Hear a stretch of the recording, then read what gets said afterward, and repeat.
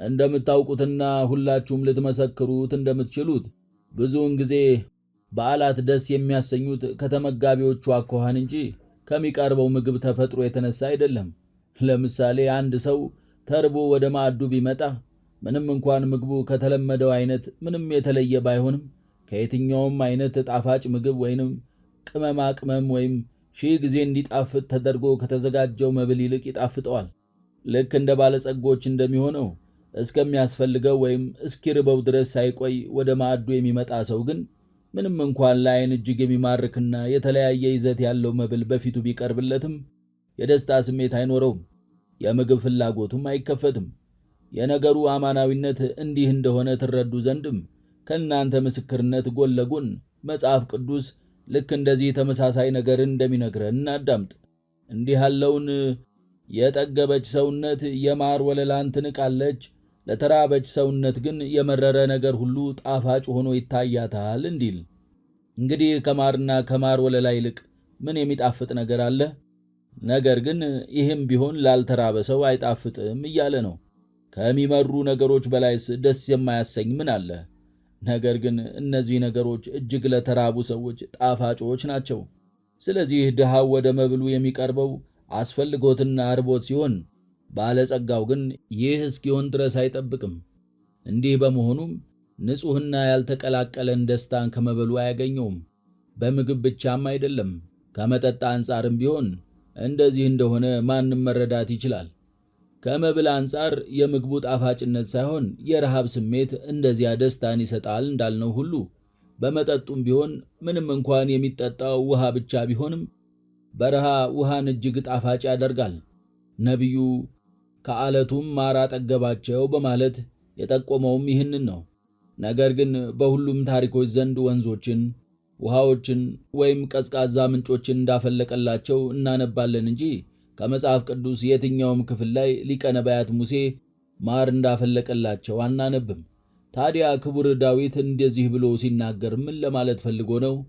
ምክንያቱም መጽሐፍ ቅዱስ በምንም ተአምር ሐሰትን አይናገርም።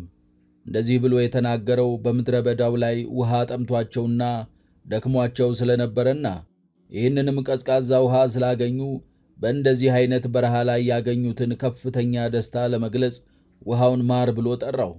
ተፈጥሮው ወደ ማርነት ተቀይሮ ስለነበር ሳይሆን የጠጪዎቹ አኳኋን ውሃውን ከማር ይልቅ እጅግ ጣፋጭ ስላደረገው ነው። እንግዲህ መጠማታቸው የሚጎነጩትን ውሃ እንዴት ጣፋጭ እንዳደረገላቸው ትመለከታላችሁን? አዎ፣ ብዙዎቹ ድሆች ደክመው ተጨንቀውና ተጠምተው እንደዚህ ያለ የምንጭ ውሃን ስለሚጠጡ አስቀድሜ እንደገለጽኩት አይነት ደስታን በጣም ብዙ ጊዜ ያጣጥሙታል። ባለጸጎች ግን ጣፋጭ የአበቦች መዓዛ ያለውና ደህነኛውን ወይን ሊይዘው የሚገባውን ሁሉ የያዘ ወይንን እየጠጡም የድሆቹን ያህል ደስታን አያገኙም። ከእንቅልፍ አንጻርም እንደዚሁ እንደሆነ ማንም ሰው ሊገነዘበው ይችላል። ምክንያቱም የድካም የዝለት እንቅልፍን የመፈለግ ወይንም እንቅልፍን ፈልጎ የመንጎላጀጅን ያህል ለስላሳ አልጋ፣ በብር የተለበጠ መኝታ፣ የቤቱ ጸጥታ ወይንም ይህንን የመሰለ ሌላ ነገር እንቅልፍን ጣፋጭና አስደሳች አያደርገውም። ይህንን በማስመልከትም መጽሐፍ ቅዱስ ምስክርነቱን አስቀምጧል። በሕይወት ዘመኑ ሁሉ በተድላ የኖረው ሰለሞን ይህንን ነገር ግልጽ ሊያደርገው ወዶ እንዲህ ብሏልና፣ ብዙ ወይም ጥቂት ቢበላ የአገልጋይ እንቅልፍ ጣፋጭ ነው። ብዙ ወይም ጥቂት ቢበላ ብሎ መጨመሩስ ስለምንድን ነው? እነዚህ ሁለቱም ነገሮች ማለትም ድህነትና አብዝቶ መብላት ብዙውን ጊዜ የእንቅልፍ እጦትን ያመጣሉ። ድህነት ሰውነት እንዲደርቅ፣ የዓይን ሽፋሽፍቶች እንዲደርቁና እንዳይከደኑ በማድረግ እንቅልፍን ሊከለክል፣ ሌላኛው ማለትም አብዝቶ መብላት ደግሞ የእስትንፋስ ሥርዓትን በመረበሽና በማስተጓጎል እንደዚሁም ብዙ ሕመሞችን በማምጣት እንቅልፍን ይከለክላል። ይህ በእንዲህ እንዳለ ግን ድካም እንቅልፍን የማምጣት ኃይል አለው። ምንም እንኳን እነዚህ ነገሮች እንቅልፋቸውን ቢከለክሏቸውም አገልጋዮች ግን መተኛት ይችላሉ። ምክንያቱም ቀኑን ሙሉ እዚህም እዚያም ሲሯሯጡ፣ ጌቶቻቸውን ሲያገለግሉ፣ ሲጎሳቆሉ፣ በኃይል ሲጨቆኑ፣ ለጥቂት ጊዜ እንኳን ፋታተው ስለሚውሉ ለዚህ ሁሉ ድካማቸው በእንቅልፋቸው ደስታን በማግኘታቸው ደሞዛቸውን ይቀበላሉ።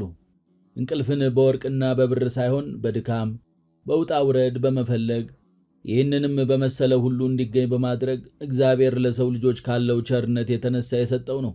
ባለጸጎች እንደዚህ አይደሉም። ይልቁንም ባልጋቸው ላይ ተኝተው ሳለ ከሌሊቱ አብዛኛውን ሰዓት እንቅልፍን በማጣት ያሳልፉታል። ምንም እንኳን እንቅልፋቸው እንዲመጣ ብለው በጣም ብዙ ዘዴዎችን ቢጠቀሙም ይህንን ደስታ አያገኙትም። ድሃው ሰው ግን ከዕለት ዕለት ድካሙ ሳያርፍ እግሮቹ ዛል ብለው ገና በቆሙ ሳለ ደህነኛ ጣፋጭና ማናዊ እንቅልፍን ይተኛል። ይህም እንዲሁ ቀላል ግምት የማይሰጠውና ለቀን ድካሙ የተሰጠው ደሞዝ ነው። እንግዲህ ድሃው ሰው ከባለጸጋው ይልቅ ደስ ብሎት የሚተኛ የሚጠጣና የሚበላ ከሆነ ባለጸጋው ከድሃው ሰው የተሻለ ቢመስለውም ምን ተረፈው? ስለዚሁ ምክንያትም ገና ከጥንት አንስቶ እግዚአብሔር ሰው እንዲደክም አዘዘው። እንዲህ ሲያዘውም ራሱን እንዲያሳድግበትና እንዲማርበት ነው እንጂ ለቅጣት ወይም ለተግዛዝ አልነበረም። አዳም ድካም የሌለውን ሕይወት ሲመራ ከገነት ወደቀ። ሐዋርያው ቅዱስ ጳውሎስ ግን አብዝቶ ሲደክምና በብርቱ ሲለፋ እንደዚሁም በድካምና በጥረት ሌሊትና ቀንን እየሰራን በማለቱ ወደ ገነት ተወሰደ፣ እስከ 3ኛው ሰማይ ድረስም ተነጠቀ። ስለዚህ ድካምን እንጥላ፣ ሥራን አንናቅ። ገና ወደ ርስተ መንግሥተ ሰማያት ሳንገባና እዚህ ምድር ላይ ያለን ከእነዚህ የሚገኝ ታላቅ ሽልማትን እንቀበላለንና በእነዚህ ውስጥም ከፍ ያለ ደስታን እናገኛለንና። ደስታ ብቻም አይደለም፣ ከደስታ በላይም የሆነ ንጹሕ የሆነ ጤናንም ጭምር እንጂ። ባለጸጎቹ ደስታ እንደዚህ ከመናፈቃቸውም በተጨማሪ በጣም ብዙ ደዌያትም ያጠቃቸዋል። ድሆች ግን ከሐኪሞች እጅ ነፃ ናቸው። አንዳንድ ጊዜ ቢታመሙም እንኳን ፈጥነው ይድናሉ፣ ከድካማቸው ይላቀቃሉ፣ እንደ ቀድሞ ብርቱዎች ይሆናሉ። በጥበብ ለያዙት ሰዎች ድህነት ትልቅ ሀብት ነውና ማንም ይሁን ማን ሊወስደው የማይችል ሀብት፣ እጅግ ብርቱ በትር፣ ምንም ይሁን ምን ሊያደናቅፈው የማይችል በቆየትን ማግኛ፣ ከየትኛውም አይነት ወጥመድ ነፃ የሆነ ድልብ ነው ድህነት። ድሃው እኮ የተጨቆነ ሰው ነው የሚል ተቃውሞ ሊቀርብ ይችላል። እኔ ግን እላለሁ ከድሃው ይልቅ ብዙ የሚጨቆነው ባለጸጋው ነው። ድሃውን ሰው ይንቁታል፣ ይሰድቡታልም፣ ባለጸጋውን ግን ይቀኑበታል። ድሃው ሰው የባለጸጋውን ያህል አይጠቃም። ምክንያቱም ባለጸጋው ሰው ከሁሉም አቅጣጫ ከዲያብሎስ ዘንድ ስፍር ቁጥር የሌለው ጡጫ ይቀበላል፣ በስውር ወጥመዱም ያስገባዋል። ዳግመኛም ባለጸጋው ሰው ስለ ሀብቱ ብዛት የብዙ ሰዎች ባሪያ ነው።